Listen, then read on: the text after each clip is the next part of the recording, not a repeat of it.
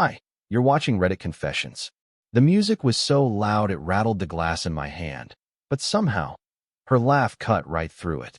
Not the laugh she uses when she's at home, the one I know is real, but that high, bright one, the kind you give when you want someone to think you're enjoying every second. I didn't see her face at first, just the back of her head in that dim, golden kitchen light. And then I saw him. He was leaning in, saying something directly into her ear. She tilted toward him, just enough so he wouldn't have to shout. His hand wasn't on her yet, but it was hovering there, like he was waiting for the perfect moment to close the gap. I was standing in the hallway, close enough to see them, but far enough that they couldn't see me. Every instinct told me to move, to step forward, to clear my throat, to make my presence known. But instead, I stayed there. My fingers tightened around the rim of my glass until I thought it might crack. And then it happened. His hand slid onto her waist like it had always belonged there. She didn't flinch, didn't pull away. She smiled, wide, easy, like it was exactly what she wanted. I don't know why, but I didn't say a word. Not one. I just set my drink down on the nearest table and walked straight out the front door, the sound of her laugh following me all the way down the steps. I didn't go back inside. I didn't even send her a text. I just kept walking through the cold night air, past the glowing windows of houses that looked warmer and happier than mine. And with every step, I told myself the same thing over and over. If I don't say it out loud, maybe it isn't real. But when morning came, she was the one crying. When I woke up, I was still in the clothes I'd worn the night before, my neck stiff from sleeping half upright on the couch. The room was quiet, except for the soft sound of movement upstairs. I could tell by the uneven pace of her footsteps that something was wrong. Not the kind of wrong where she's mad at me for forgetting to take the trash out, but the kind where the air in the house feels heavier. Then I heard it. A faint, wet sniffle, followed by the unmistakable sound of someone trying, and failing, to keep their breathing steady. She was crying. I stayed where I was at first, half expecting her to come down and start with one of her usual explanations, the kind that's more about twisting the story than telling the truth. But instead, I heard her go into the bathroom and shut the door. The faucet ran for a moment, and then it stopped, like she was checking her reflection, seeing if she could wash away whatever had happened before I noticed. I knew she had seen me leave the party. She had to. And yet here she was, acting like she had something to mourn, as if I had wronged her. Part of me wanted to knock on the door and demand answers. The other part, well, the pathetic part, was afraid. Afraid that if I asked, she'd confirm what I already suspected, and I'd have no excuse left to cling to. So instead, I waited until she finally came out. Her eyes were puffy, her hair messy, but the moment she saw me, she froze. Her mouth opened like she had something rehearsed to say, but then she closed it again and walked past me without a word. She didn't touch her coffee, didn't make breakfast, didn't even glance at her phone, which was strange because that thing might as well have been glued to her hand on most mornings. She just sat at the table, staring at nothing, her fingers tapping nervously against the wood. The longer I watched her, the more I realized this wasn't guilt playing out in front of me. It was panic. Not the kind you have when you've been caught in a small lie, but the kind that comes when something much bigger is about to collapse. That's when it hit me. Whatever she was crying about wasn't just what happened at the party. No, there was more, something I didn't know yet. And in that moment, I made a quiet decision. I wasn't going to confront her. I was going to let her talk first. I was going to let her squirm, let her feel the weight of every second I stayed silent, because deep down I knew, when she finally did open her mouth, it wasn't going to be the truth I was expecting. What I didn't know yet was that by the end of the day, I'd hear a confession that would make what I saw at that party feel like the smallest part of the problem. She didn't speak to me the entire morning. Not one word. She sat there at the kitchen table, staring out the window like she was watching a movie only she could see, her fingers still tapping that same strange, restless rhythm. I could feel the space between us growing heavier, almost like the silence itself was testing how much weight we could take before something snapped. Every time I shifted in my chair, her eyes flicked toward me just for a second, but then she'd quickly look away, as if making real eye contact might spill whatever secret she was guarding. Around noon, she finally moved. She went upstairs, and I could hear drawers opening, closet doors creaking, the dull thump of shoes hitting the floor. My stomach tightened. Packing. She was packing. I didn't want to admit it to myself, but there was no mistaking the sound of someone choosing what to take and what to leave behind. I walked up the stairs slowly, like maybe if I dragged out the steps, I'd give her time to stop on her own. But she didn't. When I reached the bedroom doorway, there she was, her suitcase half open on the bed, clothes piled inside with the kind of speed that comes from knowing you can't waste time. I asked the question even though I already knew the answer. Going somewhere. My voice cracked halfway through, betraying just how much I hated the idea of her leaving without explanation. She didn't look up, just staying at my sister's for a while. The words were so casual, so light, like she was talking about picking up milk at the store. But I could hear the tremor underneath them. I leaned against the doorframe, watching her avoid me, and something about that avoidance made my mind start racing. Was she afraid I'd confront her about the man from the party? Was she running to him? Or was there something else, something I hadn't even begun to imagine? I wanted to ask everything at once, but I also didn't want to push her so far that she'd shut down completely. So instead, I muttered something pathetic about wishing she'd told me sooner, which only made her sigh like I was the one being unreasonable. As she zipped the suitcase, her phone buzzed on the nightstand. She didn't touch it. In fact, she froze for just a second before pretending she hadn't even heard it. That was my first real clue. Whoever was on the other end of that phone wasn't someone she wanted me to know about. I picked it up before I could talk myself out of it, and the name flashing on the screen was one I didn't recognize. Simple, just Caleb. No last name. No emoji. Just Caleb. She snatched the phone from my hand so fast you'd think it was on fire. Don't, she snapped, her voice sharper than I'd heard in months. She shoved the phone into her pocket and turned back to the suitcase, zipping it the rest of the way in silence. That was the moment I knew for sure the party wasn't the beginning of this. It was just the moment I finally saw the tip of something that had been buried for much longer. What I didn't realize yet was that Caleb wasn't just some random guy. And by the time I found out who he really was, it would make everything I thought I knew about my wife and my marriage feel like a bad joke. I couldn't get that name out of my head for the rest of the day. Caleb. It looped over and over like a song I hated but couldn't stop hearing. I sat in the living room long after she'd left with her suitcase, staring at the empty space where her shoes usually sat by the door, feeling this mix of anger and pathetic longing that made me hate myself even more. I kept thinking about how quickly she'd grabbed the phone from me, how her voice had that edge in it, sharp enough to cut through any excuse she might have given if I'd pressed her. She didn't try to explain who Caleb was, didn't even bother to soften the moment with a lie. It was like she knew that if I had to ask, I was already too far behind to catch up. As the hours dragged, my mind started pulling apart the past few months piece by piece. The late nights she'd brushed off as work events, the times she'd gone upstairs to take a call and come back smiling faintly, the mornings she'd been distant, like her mind was still in some conversation I hadn't been part of. I tried to convince myself Caleb might be a harmless friend, maybe even a coworker she leaned on for advice. But deep down, I knew better. The kind of panic I saw in her eyes wasn't the kind you have when someone finds out you've been discussing office gossip. It was the kind you have when you've been caught in something you can't take back. Around midnight, I did something I'd never done in our entire marriage. I searched her side of the dresser. Not because I thought I'd find anything obvious. She was too careful for that. But because I couldn't stand sitting there doing nothing.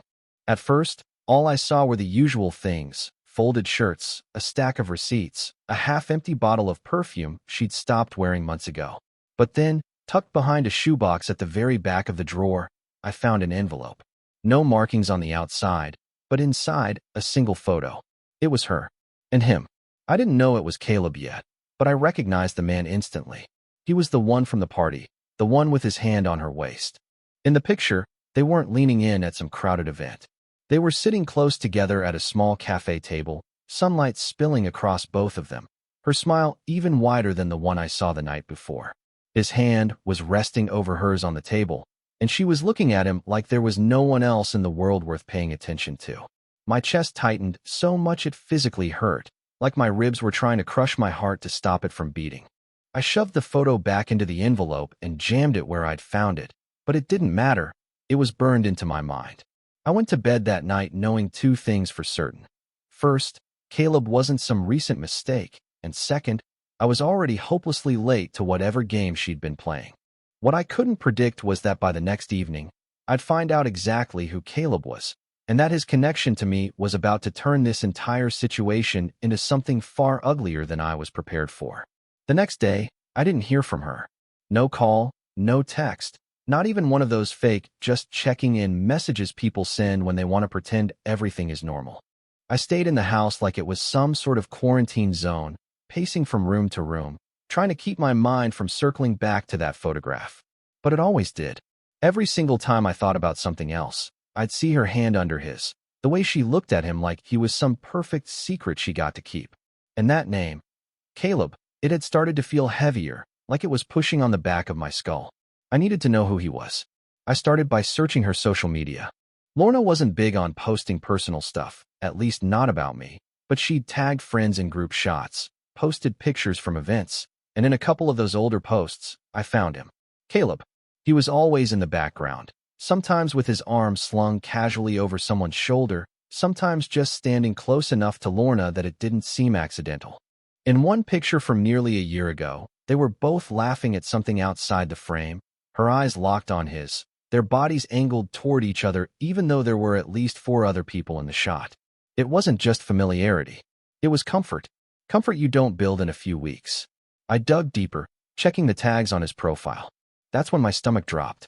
Caleb wasn't just some coworker, and he wasn't some new fling. He was connected to someone I knew, someone I'd been friends with for years. The realization hit me like ice water. Caleb was my old college roommate's younger brother. I'd met him a handful of times, always in passing, always with a polite handshake and a smile. I never thought much about him because he'd been years younger than us, still figuring out his life while I was settling into mine. But now, here he was, very much in my life again, and in the worst possible way. The more I thought about it, the worse it got. If Caleb had been around Lorna without me noticing, that meant she'd been weaving this thing into her life while keeping it perfectly hidden from mine. It meant there were probably nights she'd left the house and gone straight to him, maybe even using my own friends as cover. That realization made my skin crawl. I was still processing all of this when my phone buzzed. A message from an unknown number. "We need to talk. It's about Lorna. Don't tell her I reached out." My first thought was that it might be a prank, but something in my gut told me it wasn't. The number wasn't saved in my contacts, but it felt connected. And for some reason, I instantly thought of Caleb. I typed back, asking who it was. The reply came fast. "Meet me at the coffee shop on 8th. I'll explain everything." Part of me wanted to delete the message and pretend I'd never seen it, to just keep living in that miserable limbo where I could still pretend things weren't as bad as they seemed. But the other part, the one that had been stewing in silence since the party, needed answers. I told them I'd be there in an hour. I didn't know it yet, but that meeting would rip the last bit of ground out from under me, and once I heard what they had to say, there'd be no going back to pretending this was something I could fix. I got to the coffee shop 20 minutes early, because there was no way I could sit at home waiting for whatever this was. I picked the corner table, the one with a view of the door, and tried not to look like I was scanning every face that walked in. My coffee sat untouched in front of me, steam curling into the air, while my hand stayed wrapped around the cup for warmth I couldn't feel. The bell over the door chimed every few seconds as customers came and went, but it was the 4th one that froze me in place. It wasn't Caleb. It was his sister, Emily, my old college roommate's wife. I hadn't seen her in years, and the last time I did, it was at a wedding where she'd hugged me like family. Now she walked toward me with a tight, careful expression, her phone clutched in one hand like she was ready to bolt if she needed to. She slid into the seat across from me and leaned forward, her voice low. "You can't tell Lorna we talked. She can't know I was the one who told you." Before I could ask anything, she kept going. "I know about Caleb. I know about them. And I'm guessing you do now too, or you wouldn't have agreed to meet me." My stomach nodded instantly. Hearing it from someone else, someone outside my head, made it real in a way my own suspicions never could. I didn't even trust my voice enough to respond, so I just nodded. Emily glanced toward the counter, making sure no one was close enough to overhear. "It's been going on for a while. Almost 2 years." That number hit me like a punch. 2 years. That meant it started long before all those late nights, long before she started working weekends. Maybe even before we'd hit the rough patch I thought was the beginning of our problems. Emily's eyes softened for just a second. "I tried to stay out of it, but Caleb's been reckless lately. He's been talking about making things public, about you finding out sooner or later.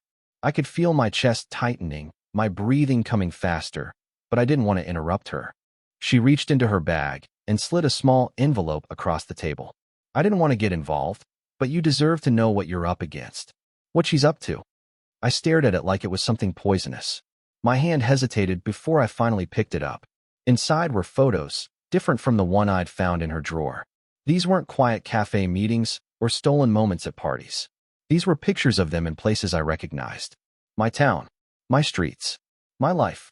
The worst one wasn't even explicit. It was them standing in our driveway, her holding the same grocery bags I'd seen in our kitchen an hour later, his arm casually draped over her shoulders. She looked relaxed. At home, like bringing him there was normal. When I looked up, Emily was watching me carefully. I don't know what you want to do with this. I just couldn't watch it happen anymore. She stood before I could respond, gave me a final warning. Be careful. Caleb plays dirty, and left, the bell over the door ringing again as she disappeared into the cold. I sat there for a long time after she was gone, the photos spread out on the table, my coffee ice cold. For the first time since this all started, I wasn't just hurt. I was scared. Because if Caleb was as reckless as she said, then what was coming next wasn't going to be a confession or an apology. It was going to be something far worse. That night, I didn't sleep. I couldn't. Every time I closed my eyes, I saw those photos spread across the coffee shop table, her laughing in my driveway with him like it was their home, not ours. The fact that Emily had gone behind her own brother's back to warn me only made it worse. Because if she thought this was dangerous enough to break family loyalty, then I knew I wasn't just dealing with an affair. I was dealing with something I didn't fully understand yet. I left the envelope of photos on my desk in the home office, but I couldn't stop pacing past it. My mind kept spinning through every possibility. Was she going to leave me outright? Was Caleb planning something? Was I about to wake up one morning and find half my life gone? By the time the sun came up, my chest felt like it was full of wet sand, heavy and impossible to breathe through. Around 9, my phone buzzed. It was a message from Lorna. We need to talk. Can I come by later? The tone was too polite, too calm. It read like a note you'd send to a stranger, not to the person you've shared a bed with for years. I told her to come by at 2. I don't know why I chose that time. Maybe because I wanted to see if she'd stall, maybe because I needed those hours to figure out if I was going to confront her or just listen. When 2 o'clock hit, she was exactly on time. She walked in without knocking, wearing that same muted perfume she used to wear in our first years together, like she thought scent could erase the past few days. She didn't sit. She stood in the middle of the living room, clutching her bag with both hands, and gave me this almost pitying look. I know you saw me at the party, she said, skipping past any pretense. And I know. Things probably looked bad. I almost laughed, but it came out more like a cough. Looked bad. My voice cracked. Do you want me to show you the pictures, or should we keep playing this game? That was the first time her face changed. The color drained from her cheeks, but she didn't ask what pictures. She already knew. Caleb and I. She started, but I cut her off. Don't say his name like he's just some guy. He's my friend's brother. You brought him here, into our home, while I was too stupid to see what was going on. I expected her to deny it, to cry, to do something to pull me back into her version of reality. Instead, she set her bag down, unzipped it, and pulled out a stack of papers. She placed them on the coffee table between us like they were some kind of peace offering. They weren't. They were legal documents. And when I saw the top page, my knees went weak. My name. My signature line. But not mine. Hers, forged perfectly. Bank withdrawal forms. The numbers were brutal. More than half of our joint savings, transferred into an account I didn't recognize. My throat went dry as she said, "This is why we need to talk. Caleb thinks you're going to cause trouble. I need you to stay calm." It wasn't just an affair anymore. It wasn't just betrayal. This was theft. Planned, calculated theft, and she was standing in my living room acting like she was the one trying to prevent a crisis.